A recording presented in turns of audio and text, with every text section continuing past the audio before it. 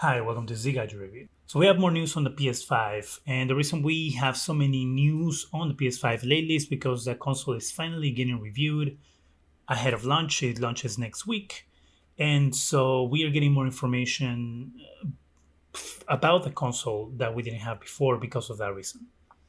One of the things that came up recently was that the expandable storage slot isn't going to be available at launch, and you can see the video here. The other news that came up about the PS5 storage is that you won't be able to store your games on an external hard drive. And this is a problem, and at the same time, it isn't a problem.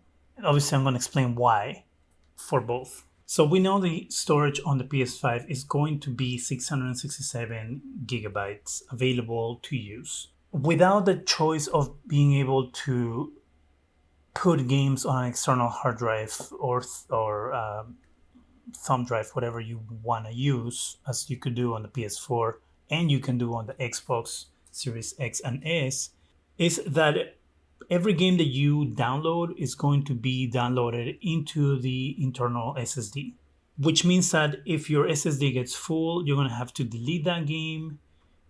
And then if you want to play it again, you're going to have to re-download it again at some point. So that's issue number one, because we know that storage is at a premium on this generation.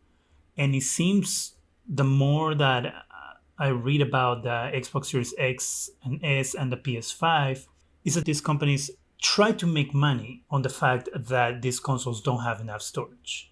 And it's fine, it's business.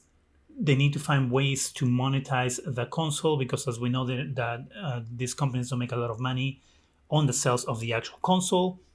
So if you can monetize as many things as you can on a system, you're going to. You make money out of the games, and now you can make money out of the storage as well. So being that storage is going to be at a premium, that because obviously they kneecapped the console by not allowing you to use an external storage to put your games in, that you can actually save them to the cloud.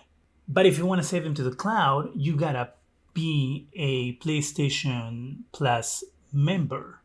So you have to have a membership in order to be able to download your games to the cloud. So that's kind of what I'm saying. That is a good thing and a bad thing because you do have a solution. The solution is pay Sony money in order to store your games in their cloud. And yes, that is a solution. But the problem with that is that if you don't have an internet connection for some reason, then you don't have access to your game saves if they're on the cloud. Or if there's a game that you are planning on downloading and you turn on your console and that game isn't available because there's no internet. And so that creates a hassle for the consumer, especially when they had the solution on the previous generation console, in the PS4, where you could download your games on an external storage. And I don't think anybody complained about that. I don't think anybody said, oh, Sony, you should change this. But for some reason, they decided to change it, which is why I'm saying that these consoles have decided that they're going to monetize storage, and that storage is going to be another revenue stream for them. In this case, Sony is proving it by putting a paywall on you being able to download your games to the cloud. And I understand if there's enough backlash and stuff, they can probably change that on a future update. But the fact remains that you cannot do it right now, and that you don't know if Sony will actually change that at some point, because maybe the idea is, well, most people have PlayStation Plus, so it's not a big deal. But what about the people that can't afford a monthly subscription of PlayStation Plus? What about them? There as well.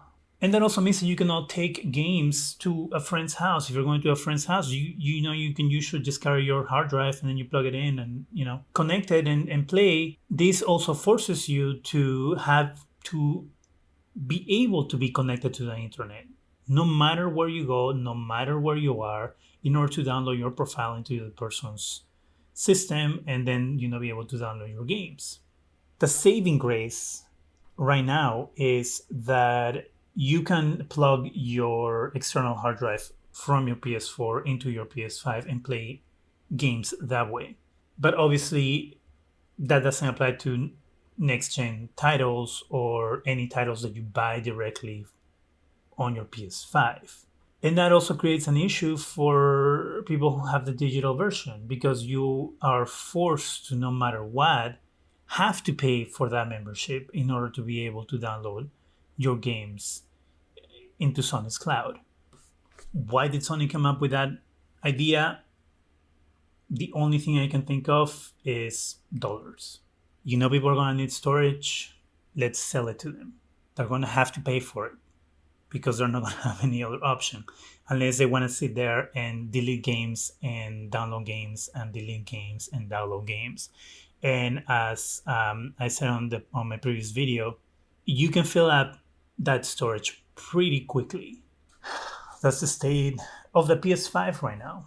Do you think this is an issue? Do you think that this is something to make a big deal about? Or are you okay with deleting and downloading games every single time that you want to get a new game? Let me know in the comment section. Do you think this is a big deal? Is this something that you think will affect you? Let me know in the comment section. That's it for me. Go ahead and subscribe.